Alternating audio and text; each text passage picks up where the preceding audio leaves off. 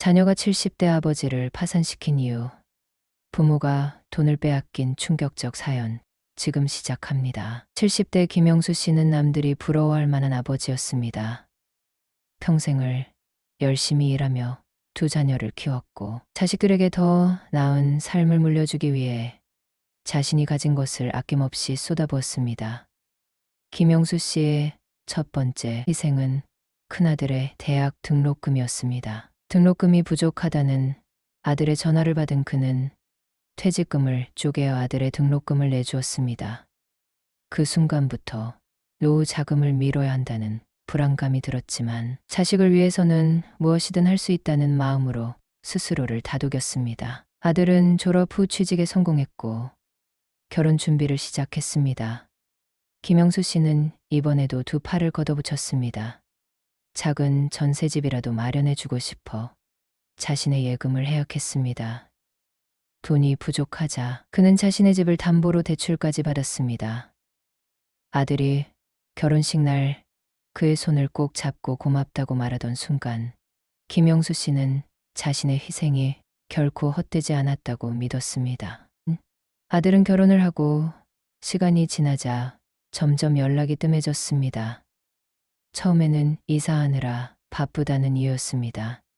나중에는 육아가 힘들어 전화를 할 틈이 없다는 핑계를 댔습니다. 김영수 씨가 먼저 전화를 걸면 받지 않을 때도 많았습니다. 그 사이 딸에게서도 연락이 왔습니다. 딸은 직장을 다니다 사업을 시작하겠다며 아버지에게 도움을 요청했습니다. 처음에는 사업 자금을 조금만 도와달라는 부탁이었지만 금액은 점점 커졌습니다.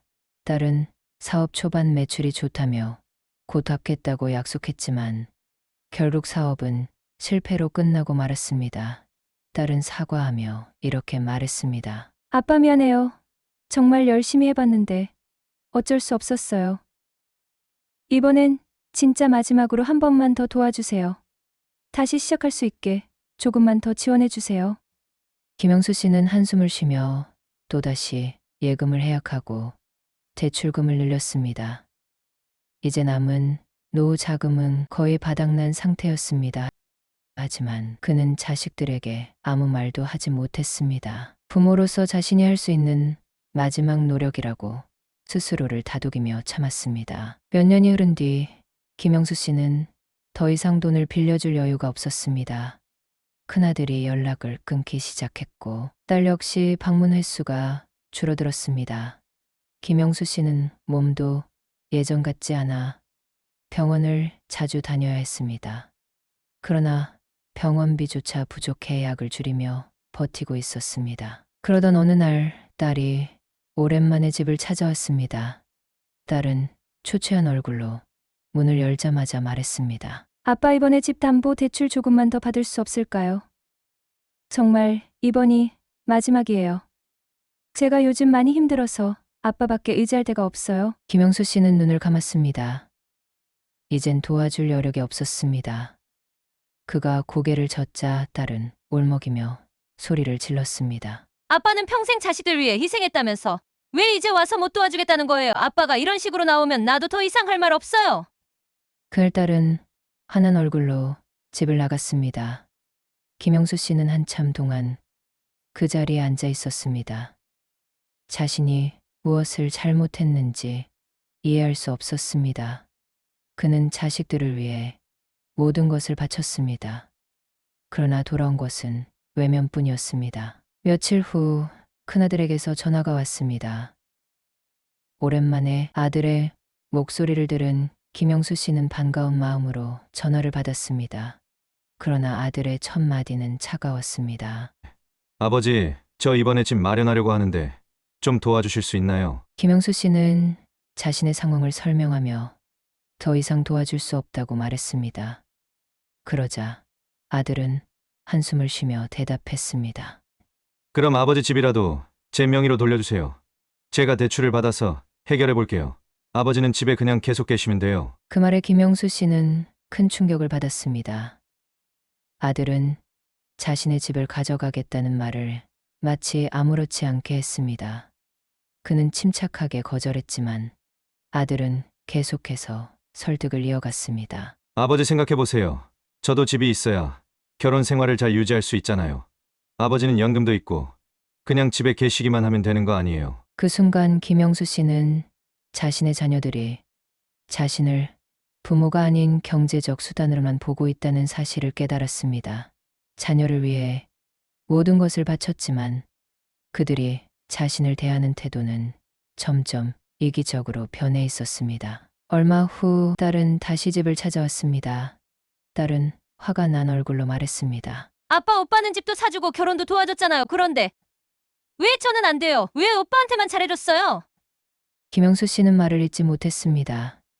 자녀들의 요구는 끝이 없었고 그는 이미 모든 것을 바친 상태였습니다. 그날 밤 김영수 씨는 잠을 이루지 못했습니다. 자신이 자녀들을 위해 했던 모든 희생이 떠올랐지만 그의 태도는 자신을 더 큰 상처로 몰아넣고 있었습니다. 그는 자녀들에게 다시는 돈을 줄 수 없다는 결심을 했습니다. 그러나 그 결심조차 자녀들과의 관계를 더욱 악화시키는 원인이 될 것을 알기에 괴로웠습니다. 김영수 씨는 자녀들에게 돈을 더 이상 줄 수 없다는 결심을 했습니다. 그 결심은 오래가지 못했습니다. 어느 날 딸에게서 다시 전화가 왔습니다.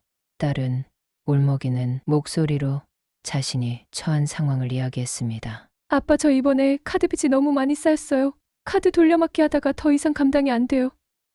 아빠가 이번 한 번만 도와주시면 제가 정말 열심히 해서 갚을게요. 김영수 씨는 한참 동안 말을 잇지 못했습니다. 이미 몇 번이나 이런 전화를 받았던 기억이 떠올랐습니다. 하지만 딸의 울음 섞인 목소리를 들으니 차갑게 거절할 수가 없었습니다. 딸은 애처롭게 말을 이어갔습니다. 아빠, 저도 힘들어요. 아빠도 아시잖아요. 요즘 살기가 얼마나 힘든지 집도 없고 아이들 교육비도 너무 많이 들어요. 제가 어떻게든 갚을게요. 진짜 마지막이에요. 김영수 씨는 결국 딸의 요구를 거절하지 못했습니다. 그는 은행으로 가서 또다시 대출을 받았습니다. 하지만 이번에는 대출 승인이 쉽게 나지 않았습니다. 은행 직원은 그의 신용등급이 이미 많이 떨어져 있다고 말했습니다. 김영수 씨는 고개를 숙이며 직원에게 간청했습니다. 제가 정말 급해서 그런데 이번 한 번만 부탁드립니다. 자식이 너무 힘들어해서 제가 좀 도와줘야 하거든요. 결국 그는 대출 승인을 받았지만 이번에는 금리가 훨씬 높았습니다. 김영수 씨는 가슴이 먹먹했지만 딸에게 돈을 건네며 애써 미소를 지었습니다. 딸아, 힘들더라도 열심히 살아야 한다. 이번엔 꼭 잘 해결해보자. 딸은 고맙다며 고개를 숙였지만 며칠 후 다시 연락이 끊겼습니다. 김영수 씨는 또다시 혼자가 되었습니다. 그는 자녀들을 위해 평생을 바쳤지만 이제는 누구도 곁에 남아있지 않았습니다. 얼마 후 큰아들에게서 연락이 왔습니다. 큰아들은 사업을 시작했지만 초기 자금이 부족하다며 아버지에게 도움을 요청했습니다. 아버지, 이번에 제가 사업을 시작하려고 하는데 초기 자금이 조금 모자릅니다. 아버지가 도와주시면 제가 이번에는 잘 해낼 자신이 있습니다. 김영수 씨는 이번에도 거절하기 어려웠습니다. 자식이 무언가를 새롭게 시작하려는 모습을 보고 어찌 도와주지 않을 수 있을까라는 생각이 들었습니다. 그는 자식들에게 모든 것을 주는 것이 자신의 책임이라고 믿었습니다. 알겠다. 이번 한 번만 도와주마. 그래도 사업할 때 조심해야 한다. 너무 무리하지 말고. 큰아들은 고맙다며 아버지의 손을 꼭 잡았습니다. 김영수 씨는 그 모습을 보며 자신의 선택이 틀리지 않았다고 스스로를 위로했습니다. 하지만 얼마 지나지 않아 큰아들이 시작한 사업이 실패했다는 소식이 전해졌습니다. 사업이 망하고 난 뒤 큰아들은 다시 아버지를 찾아왔습니다. 아버지 죄송합니다. 사업이 잘 될 줄 알았는데 이렇게 돼서 정말 죄송해요. 그런데 이번에 사업 빚이 좀 남았는데 아버지가 조금만 더 도와주시면 제가 다시 일어설 수 있을 것 같아요. 김영수 씨는 더 이상 도와줄 여력이 없다는 것을 알고 있었지만 아들의 간절한 표정을 보니 차마 거절할 수 없었습니다. 그는 자신의 집을 담보로 또다시 대출을 받았습니다. 결국 김영수 씨는 자신의 노후 자금뿐만 아니라 집까지도 빚으로 넘기게 되었습니다. 그의 마음은 무거웠지만 자식들을 위해 희생하는 것이 부모로서의 의무라고 생각했습니다. 하지만 자녀들의 요구는 끝이 없었습니다. 그들은 부모가 희생하는 것을 당연하게 여겼습니다. 부모가 자신들을 위해 모든 것을 해주는 것이 당연한 일이라고 믿었습니다. 그들의 요구는 점점 더 뻔뻔해졌고 김영수 씨는 점점 더 깊은 절망에 무거운 삶을 살고 있었습니다. 자녀들에게 주고 또 주어도 돌아오는 것은 외면뿐이었지만 그는 자식들을 위해 희생하는 것이 부모의 당연한 의무라고 믿고 있었습니다. 큰아들은 사업 실패 후 연락이 더 뜸해졌습니다. 그러나 얼마 지나지 않아 또다시 아버지에게 전화를 걸었습니다. 아버지, 제가 이번에 친구들과 함께 새로운 사업을 준비하고 있는데 초기 자금이 조금만 더 있으면 정말 잘 될 것 같아요. 이번에는 진짜 믿어주세요. 제가 반드시 성공해서 갚겠습니다. 영수 씨는 한참 동안 침묵했습니다. 자신의 상황은 이미 벼랑 끝이었지만 아들의 목소리를 외면하기가 너무 힘들었습니다. 그는 어렵게 입을 열었습니다. 이번이 정말 마지막이다 알겠느냐? 나는 더 이상 너희에게 도와줄 수 있는 여력이 없다. 큰아들은 고맙다며 이번에는 정말 잘해보겠다고 약속했습니다.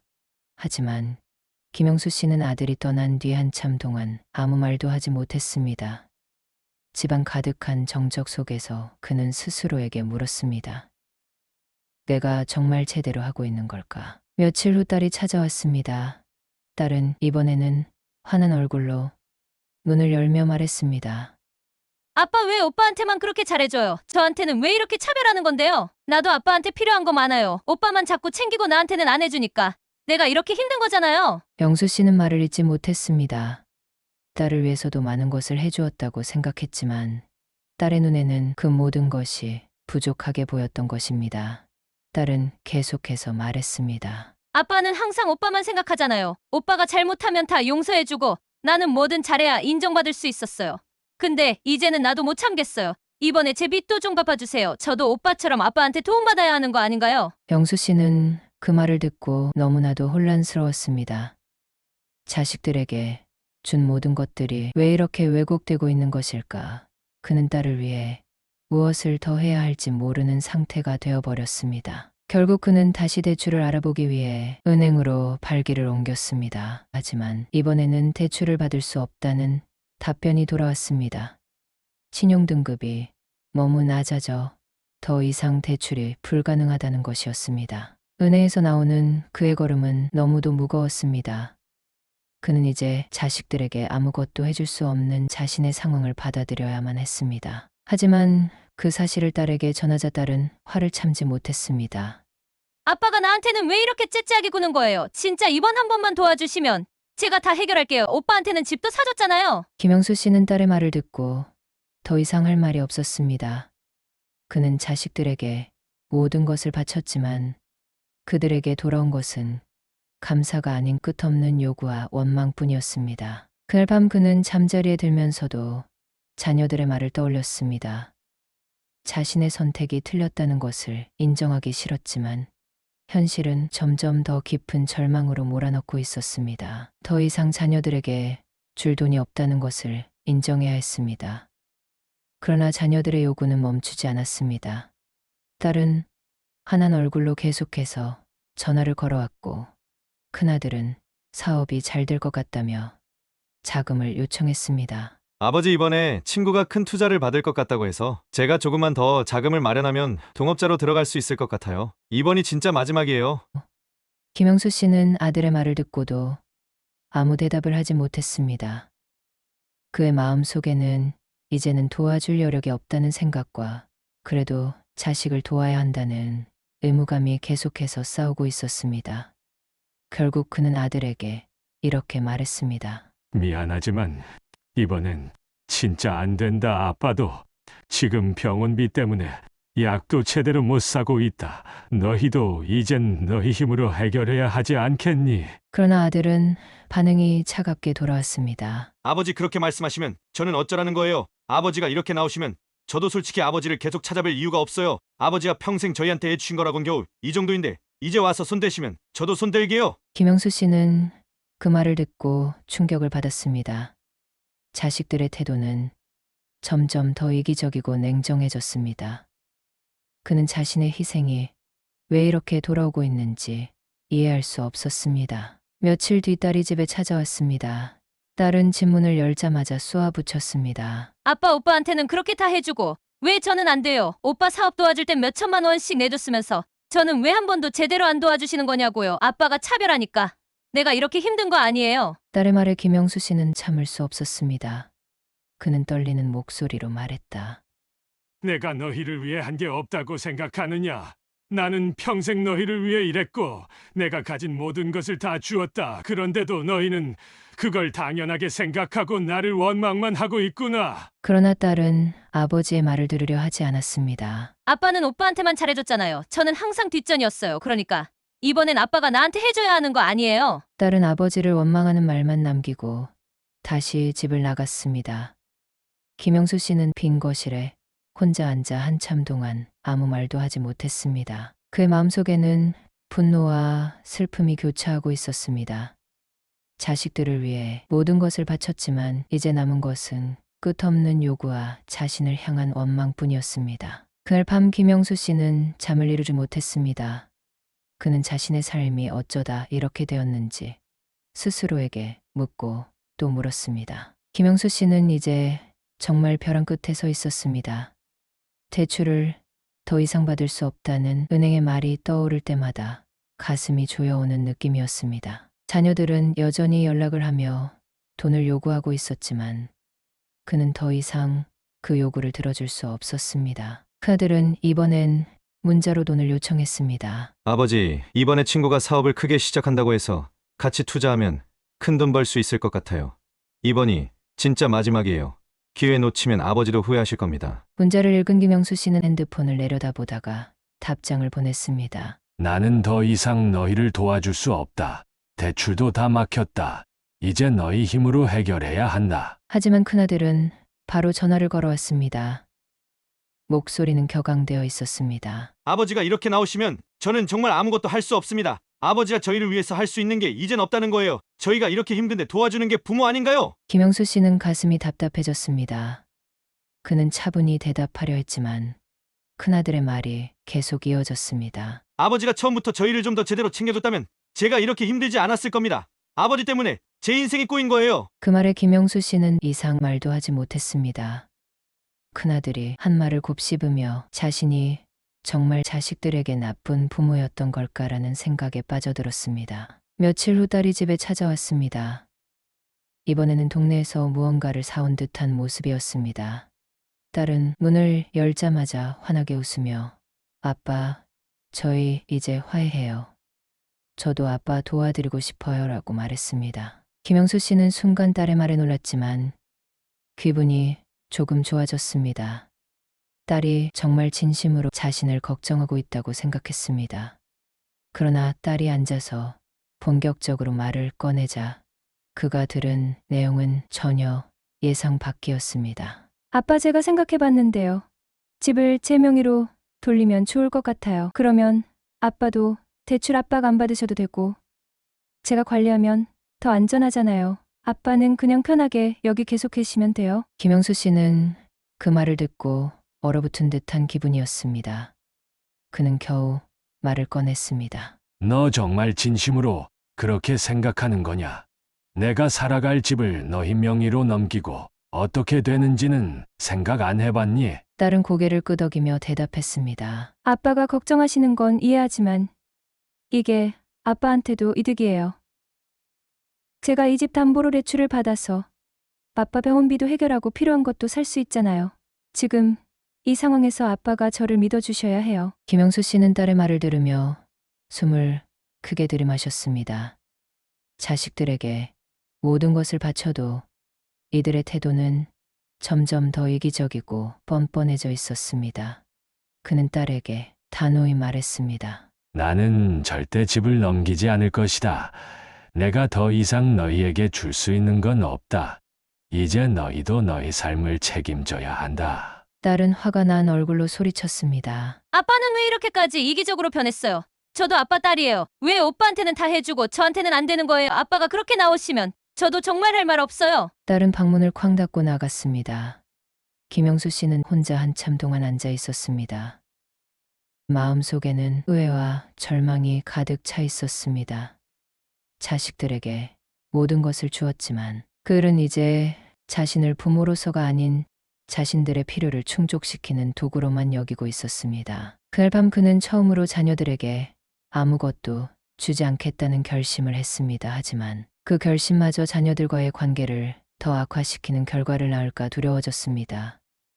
그는 자식들에게 모든 것을 바쳤지만 이제는 자신조차 지키기 힘든 상황에 놓여 있었습니다. 김영수 씨는 자녀들에게 모든 것을 주었지만 돌아온 것은 외면과 원망뿐이었습니다. 그가 가진 마지막 보루였던 집마저도 자녀들이 가져가려 한다는 사실에 깊은 충격을 받았습니다. 밤이 깊어가도 잠이 오지 않았습니다. 자녀들에게 돈을 주지 않겠다고 결심했지만 그 결심을 지키는 것이 과연 올바른 일인지 끊임없이 자신에게 물었습니다. 부모로서 자녀를 도와야 한다는 생각이 여전히 마음 한편에 남아 있었습니다. 하지만 자녀들의 끝없는 요구는 이제 그를 더 이상 견딜 수 없는 상태로 몰아넣고 있었습니다. 며칠 뒤 그는 동네 작은 공원을 찾았습니다. 바람을 맞으며 걷다 보니 우연히 같은 동네에 사는 어르신을 만났습니다. 평소에도 가끔 얼굴을 마주치던 이웃이었지만 이번에는 그가 먼저 말을 걸어왔습니다. 경수 씨, 얼굴이 왜 이렇게 안 좋아요? 요즘 무슨 일 있으세요? 김영수 씨는 처음에는 아무 말도 하지 않았습니다. 하지만 김 씨가 진심으로 걱정하는 표정을 짓고 있는 것을 보니 마음이 열렸습니다. 그는 자녀들과의 갈등에 대해 조심스럽게 이야기하기 시작했습니다. 자식들한테 모든 걸 줬는데도 원망만 돌아오고 있어요. 내가 뭘 잘못했는지 모르겠습니다. 내가 너무 많이 주어서 이런 결과가 나온 걸까요? 아니면 너무 부족하게 준 걸까요? 김 씨는 그의 이야기를 듣고 한참 동안 아무 말도 하지 않았습니다. 그러더니 조용히 말을 꺼냈습니다. 경수 씨, 나도 예전에 자식들한테 비슷한 일을 겪었어요. 자식들한테 너무 많이 주다 보면 그게 당연한 줄 알게 되는 것 같아요. 그런데 중요한 건 나 자신도 지켜야 한다는 거예요. 김영수 씨는 그 말을 듣고 한참 동안 생각에 잠겼습니다. 그는 평생 자식들을 위해 살아왔지만 정작 자신은 아무것도 남지 않은 상태가 되어버렸습니다. 김 씨의 말은 그에게 큰 울림을 주었습니다. 그날 밤 그는 집에 돌아와 한 장의 종이를 꺼내 들었습니다. 그는 자녀들에게 더 이상 돈을 주지 않겠다는 자신의 결심을 적어나가기 시작했습니다. 그의 손은 떨렸지만 마음 한편에서는 새로운 다짐이 자리 잡고 있었습니다. 김영수 씨는 결심을 행동으로 옮기기로 했습니다. 그는 종이에 적은 자신의 다짐을 바라보며 몇 번이고 스스로를 다독였습니다. 이제는 나 자신을 지켜야 한다. 이제는 내 인생을 살아야 한다. 다음 날 큰아들이 집을 찾아왔습니다. 그는 웃는 얼굴로 들어와 아버지, 요즘 건강은 좀 어떠세요? 하고 물었습니다. 하지만 그의 표정에는 어딘가 계산적인 느낌이 있었습니다. 아버지는 아들이 말을 꺼내기 전에 먼저 말했습니다. 나는 평생 너희를 위해 희생하며 살아왔다 하지만 이제는 내 삶을 지킬 차례다. 너희가 정말 나를 생각한다면 더 이상 나를 힘들게 하지 말아라. 큰아들은 화가 난 얼굴로 자리를 박차고 일어섰습니다. 그는 문을 나가며 마지막으로 말했습니다. 아버지 그렇게 나오시면 저도 더 이상 아버지랑 연락할 이유가 없어요. 김영수 씨는 큰아들이 문을 쾅 닫고 나가는 소리를 들으며 깊은 한숨을 내쉬었습니다. 그가 다시 고개를 들었을 때는 딸이 들어오고 있었습니다. 딸은 아버지에게 다가와 말했습니다. 아빠 오빠한테는 그렇게 다 해주고 저는 왜 안 돼요? 저도 지금 너무 힘들어요.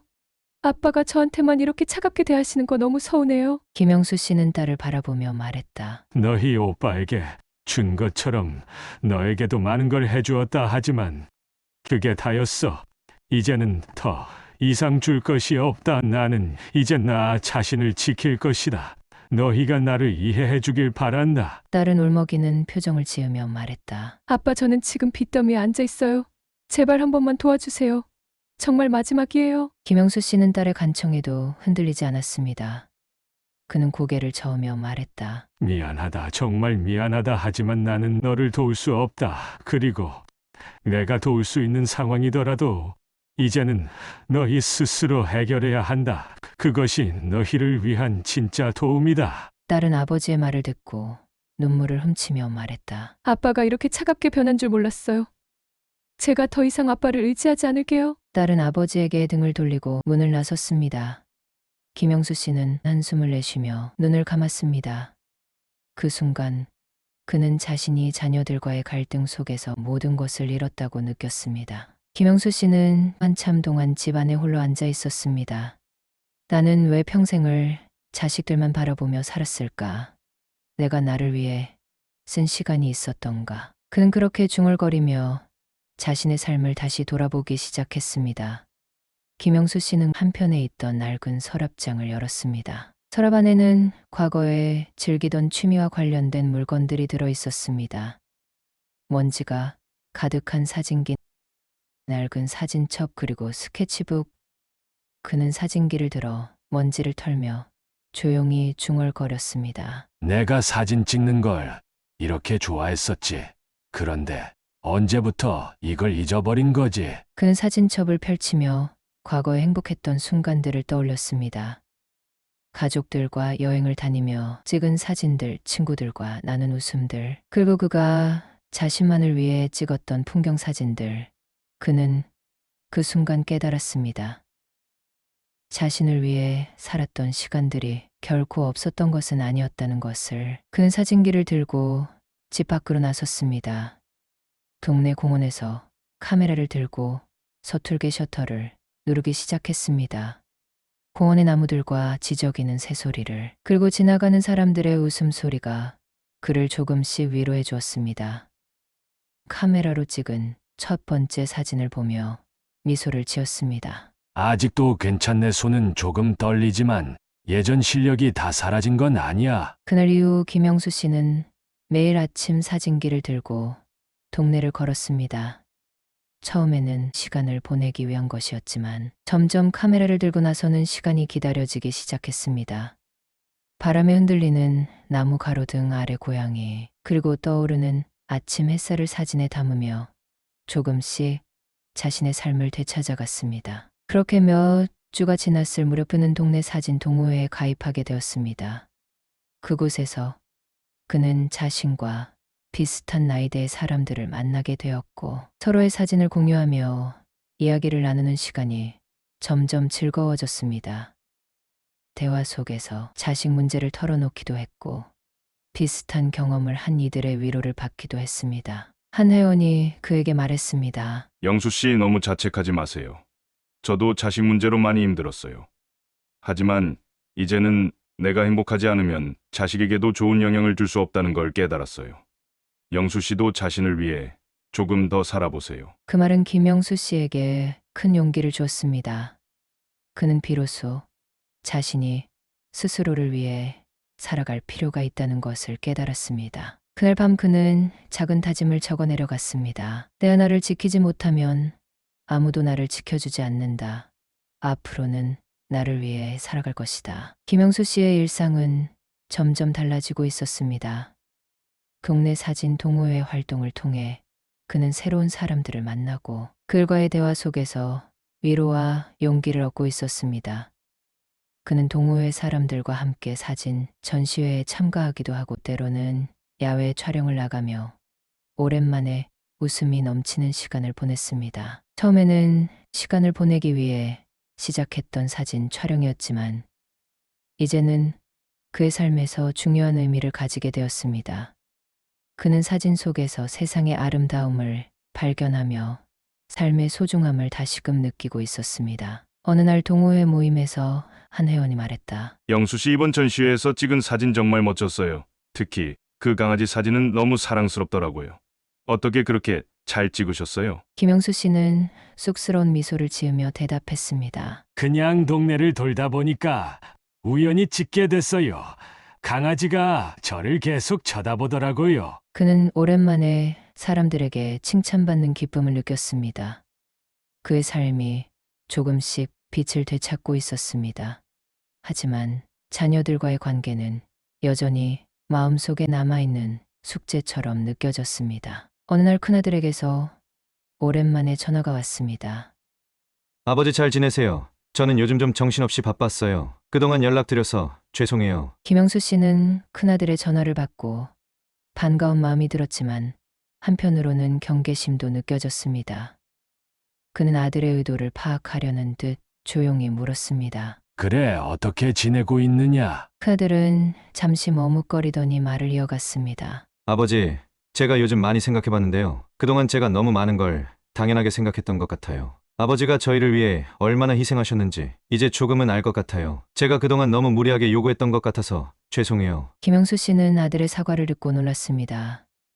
그는 처음에는 이 말을 어떻게 받아들여야 할지 몰랐지만 아들의 목소리에서 진심이 느껴졌습니다. 아들이 이어서 말했다. 아버지, 제가 지금은 아직 많이 부족하지만 앞으로는 제 힘으로 잘 살아보려고 노력할게요. 아버지도 건강 잘 챙기세요. 그 통화는 김영수 씨에게 큰 위로가 되었습니다. 그는 자녀들과의 관계가 조금씩 나아질 수 있다는 희망을 느꼈습니다. 며칠 후 딸도 집을 찾아왔습니다. 딸은 조심스러운 표정으로 아버지에게 말했다. 아빠, 저 이번에 아빠 생각을 정말 많이 했어요. 제가 너무 이기적이었던 것 같아요. 아빠가 얼마나 힘드셨을지 이제 알 것 같아요. 딸은 눈물을 흘리며 아버지의 손을 잡았습니다. 저도 이제 제 힘으로 살아볼게요. 그리고 아빠가 더 이상 우리 때문에 힘들지 않으셨으면 좋겠어요. 김영수 씨는 딸의 사과를 받으며 말했습니다. 내가 그렇게 말해주니 정말 고맙구나. 앞으로는 너희도 너희 인생을 잘 살아가야 한다. 나도 나를 지키며 살아갈 것이다. 그날 이후 김영수 씨는 자녀들과의 관계를 새로운 방식으로 정의하기 시작했습니다.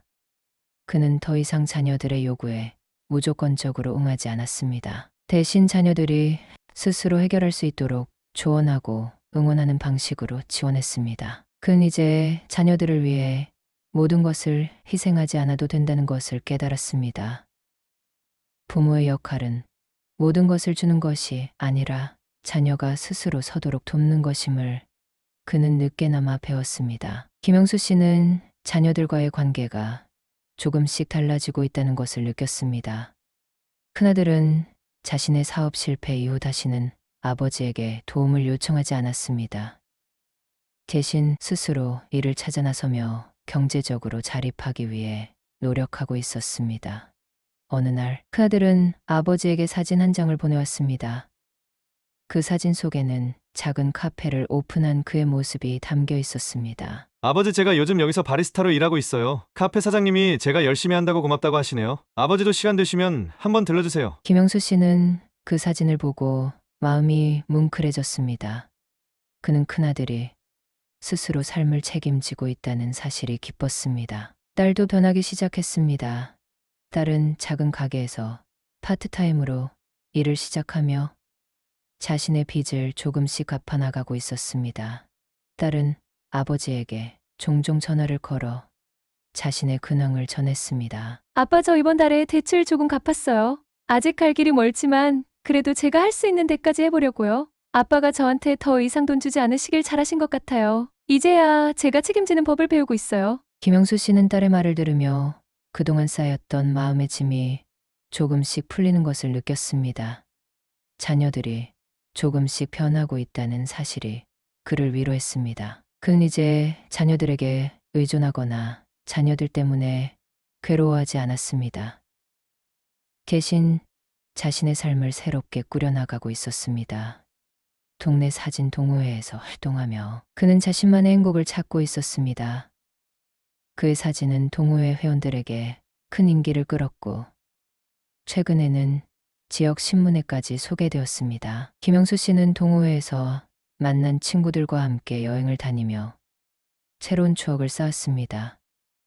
그는 여행지에서 찍은 사진을 집으로 돌아와 정성스럽게 정리하며 웃음 짓곤 했습니다. 그의 삶은 이전과는 비교할 수 없을 만큼 평온하고 풍요로워졌습니다. 어느 날 그는 거실 한편에 놓인 가족 사진을 바라보며 조용히 말했습니다. 이제 알겠다.